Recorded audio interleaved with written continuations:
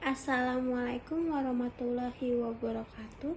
Perkenalkan, kami dari kelompok 11 ingin membahas tentang makhluk hidup dan ekosistem. Dengan anggota saya Natalia Tiurmasyahaan dengan NPM 2021 ada Tari Safitria dengan NPM 2021 dan ada Hendra Parulian dengan NPM 2021 Pengertian ekosistem. Ekosistem merupakan suatu sistem ekologi yang terbentuk oleh hubungan timbal balik tak terpisahkan antara makhluk hidup dengan lingkungannya. Ekosistem sebagai suatu tatanan kesatuan yang secara utuh dan menyeluruh antara segenap unsur lingkungan hidup dan saling mempengaruhi. Ekosistem sebagai penggabungan dari setiap unit biosistem melibatkan interaksi timbal balik antara organisme dan lingkungan fisik sehingga aliran energinya menuju pada suatu struktur biotik tertentu dan terjadi siklus materi antara organisme dan anorganisme. Matahari sebagai sumber dari semua energi dalam ekosistem organisme pada komunitas berkembang bersama-sama dengan lingkungan fisik sebagai suatu sistem. Organisme kemudian beradaptasi lagi dengan lingkungan fisik, sebaliknya organisme juga mempengaruhi lingkungan fisik untuk kelangsungan hidupnya. Dalam kehidupan yang ada, tidak akan terlepas dari adanya interaksi dengan lingkungan yang mendukung adanya keseimbangan dalam hidup. Pengertian ekosistem menurut ahli. Ekosistem adalah suatu sistem ekologi yang terbentuk oleh hubungan timbal balik tak terpisahkan antara makhluk hidup dengan lingkungannya. Berikut ini beberapa pengertian ekosistem menurut para ahli Gramets. Pengertian ekosistem menurut A.G. Tansley 1935. Ekosistem sebagai suatu unit ekologi di mana di dalamnya terdapat struktur dan fungsi. Struktur dalam ekosistem tersebut berhubungan dengan keanekaragaman spesies atau dalam bahasa Inggris merupakan species diversity. Pada ekosistem yang memiliki struktur kompleks, maka akan terdapat keanekaragaman spesies yang cukup tinggi. Sedangkan fungsi yang dimaksudkan adalah yang berhubungan dengan siklus materi serta arus energi melalui komponen ekosistem. Pengertian ekosistem menurut Woodbury 1954. Ekosistem menurut Woodbury merupakan tatanan kesatuan secara kompleks di sebuah wilayah yang terdapat habitat, tumbuhan, dan binatang. Kondisi ini kemudian dipertimbangkan sebagai unit kesatuan secara utuh sehingga semuanya dapat menjadi bagian mata rantai siklus materi serta aliran energi. Pengertian ekosistem menurut Odum 1993. Seperangkat unit fungsional didasar dalam suatu ekologi yang di dalamnya tercakup organisme dan lingkungan. Lingkungan dalam hal ini yaitu lingkungan abiotik dan biotik, di mana di antara keduanya kemudian akan saling mempengaruhi.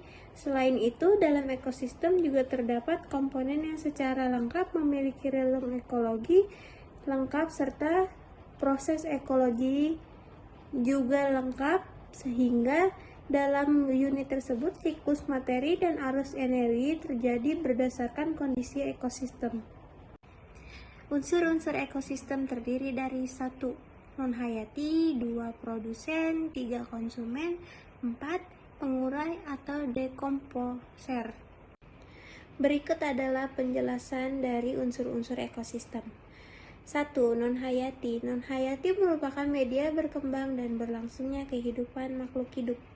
2. Produsen. Produsen merupakan organisme autotrofik yang mampu membuat makanan dan senyawa anorganik dengan bantuan sinar matahari. Organisme autotrofik adalah tumbuhan hijau atau berklorofil yang dapat mensintesis senyawa kimia sederhana dan di dalam tanah atau udara menjadi senyawa kimia yang telah kompleks dan kaya energi melalui proses fotosintesis. Ketiga, ada konsumen. Konsumen adalah organisme heterotrofik yang memanfaatkan organisme lain sebagai bahan makanannya. Kelompok hewan pemakan rumput seperti kambing dan sapi disebut sebagai konsumen primer. Sedangkan hewan pemakan hewan lain seperti harimau disebut konsumen sekunder. Hewan pemakan rumput dikelompokkan menjadi hewan herbivora, hewan pemakan hewan lain disebut karnivora, dan hewan atau manusia yang memakan tumbuhan dan hewan disebut omnivora. 4. Pengurai atau dekomposer. Pengurai atau dekomposer adalah organisme heterotrofik yang merombak. Assalamualaikum warahmatullahi wabarakatuh. Perkenalkan, nama saya Tarisa Fitria, kelas S2F dengan nomor NPM 2021-4500677 dari kelompok 11 Ilmu Kealaman Dasar. Dengan ini saya akan menjelaskan tentang interaksi komponen ekosistem dan juga macam-macam ekosistem. Yang pertama, ada pengertian interaksi komponen ekosistem. Apa itu interaksi komponen ekosistem? Interaksi komponen penyusun ekosistem dapat diartikan sebagai hubungan yang ditimbulkan dari aksi dan reaksi yang ditimbulkan antara faktor biotik dengan faktor biotik maupun faktor biotik dengan faktor abiotik. Adapun contoh-contoh komponen biotik yang mempengaruhi komponen biotik. Yang pertama, tanaman gulma pada sawah menyerap unsur hara yang dibutuhkan padi, sehingga mengganggu pertumbuhan dari tanaman padi. Yang kedua, belalang memakan ulat di sawah, sehingga ulat tidak merusak daun tanaman. Yang ketiga, pohon mangga dapat mati karena ditumbuhi oleh benalu. Berikutnya ada contoh komponen abiotik yang mempengaruhi komponen biotik.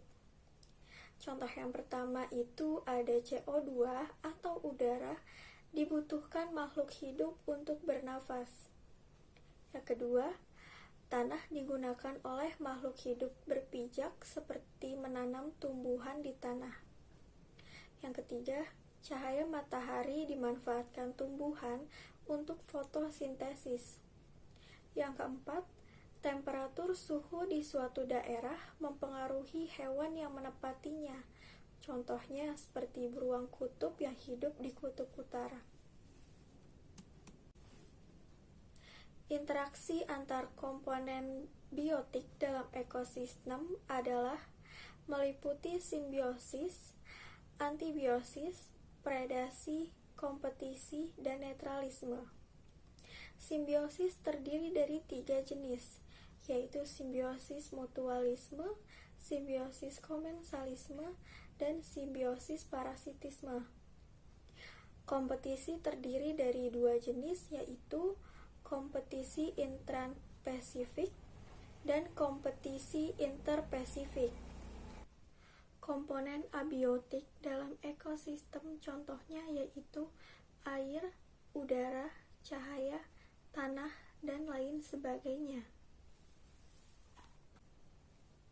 Berikutnya ada interaksi antar komponen biotik dalam ekosistem. Terdapat 6 interaksi antar komponen biotik ini yaitu simbiosis. Simbiosis adalah hubungan interaksi antar makhluk hidup. Yang kedua ada komensalisme. Komensalisme adalah hubungan antara 2 jenis organisme di mana salah satu spesies diuntungkan, sedangkan spesies yang lain tidak dirugikan. Yang ketiga ada predasi. Predasi adalah hubungan antara mangsa dan pemangsa atau yang disebut predator. Yang keempat ada kompetisi. Kompetisi ini terjadi karena persaingan makhluk hidup untuk memperoleh kebutuhan hidup. Yang kelima ada netralisme. Netralisme merupakan hubungan yang tidak saling mengganggu antar organisme dalam habitat yang sama. Dan yang terakhir, yang keenam ada parasitisme. Parasitisme ini akibat dari hubungan tersebut terdapat pihak yang dirugikan atau disebut inang, dan pihak yang diuntungkan atau yang disebut parasit. Selanjutnya ada macam-macam ekosistem. Macam-macam ekosistem ini terbagi menjadi dua. Ada ekosistem alami dan ada ekosistem buatan. Adapun pengertian dari ekosistem alami adalah ekosistem yang terbentuk karena pengaruh alam sekitar dan bukan karena campur tangan manusia. Contohnya seperti sungai, laut, dan gunung. Pengertian ekosistem buatan yaitu ekosistem yang dibentuk oleh manusia. Contohnya seperti waduk, sawah, dan kolam ikan. Lanjut, aliran energi dalam ekosistem. Aliran energi adalah rangkaian dari urutan pemindahan bentuk energi dari satu bentuk ke bentuk energi lainnya, yang dimulai dengan sinar matahari, lalu berpindah ke produsen, berpindah ke konsumen primer atau herbivora, berpindah lagi ke konsumber tingkat tinggi atau karnivora hingga sampai ke saproba. Lanjut, ada jenis-jenis aliran energi. 1. Tingkat tropik, 2. Rantai makanan, 3. Jaring-jaringan makanan, 4. Siklus biogeokimia. Lanjut, tingkat trofik. Tingkat trofik adalah tingkatan dari sekelompok organisme yang mempunyai sumber makanan tertentu. Ada beberapa tingkat trofik dalam sebuah ekosistem. Hal tersebut tergantung beberapa faktor. Salah satu di antaranya adalah jumlah energi yang masuk ke dalam ekosistem. Meski demikian, tingkat trofik dapat dikelompokkan menjadi 3, yakni produsen, konsumen, dan dekomposer. Lanjut, di sini ada contoh tingkat trofik. Bisa kita lihat ya teman-teman, ada gambarnya. Lanjut, rantai makanan. Rantai makanan ialah berpindah energi dari suatu organisme ke organisme lain yang berlangsung dalam proses makan dan dimakan yang mempunyai satu arah. Proses rantai makanan dimulai dari organisme autotrof atau produsen mengubah energi cahaya matahari menjadi energi kimia berupa senyawa, glukosa, dan oksigen. Energi kimia tersebut kemudian diteruskan pada konsumen primer atau tingkat pertama. Energi dari konsumen primer lalu diteruskan ke konsumen sekunder dan seterusnya, sehingga sampai ke dekomposer atau organisme pengurai. Keseimbangan dari siklus rantai makanan dipengaruhi oleh jumlah organisme yang ada. Lanjut, contoh rantai makanan. Di sini ada gambarnya ya teman-teman, seperti burung hantu, ular, burung pipit, belalang, dan tumbuhan. Jaring-jaring makanan.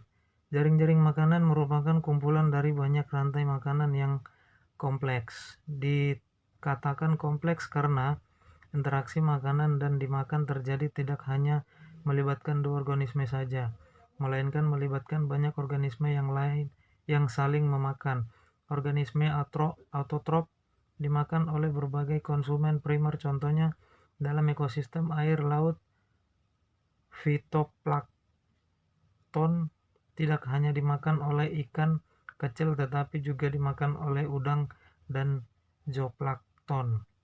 Selanjutnya, masing-masing konsumen primer tersebut akan dimakan oleh konsumen sekunder yang berbeda-beda. Hal tersebut mengakibatkan adanya beberapa rantai makanan yang saling terhubung menjadi jaring-jaringan makanan. Contoh jaring-jaring makanan. Di sini ada ular, tikus, katak, serigala, elang, capung, burung pemakan serangga, kupu-kupu, belalang, tumbuhan, dan kelinci. Siklus biogeokimia. Siklus atau daur biogeokimia adalah berpindah senyawa kimia dari lingkungan ekosistem sebagai komponen abiotik ke tubuh organisme sebagai komponen biotik, lalu dikembalikan lagi ke komponen abiotik. Ada beberapa siklus biogeokimia, yakni siklus nitrogen, fosfor, karbon, dan oksigen. Lanjut contoh siklus biogeokimia. Di sini boleh kita lihat ya teman-teman, ada gambarnya. Terima kasih. Sekian dari presentasi kami. Bila ada yang mau ditanyakan, dipersilakan untuk teman-teman bertanya. Assalamualaikum warahmatullahi wabarakatuh.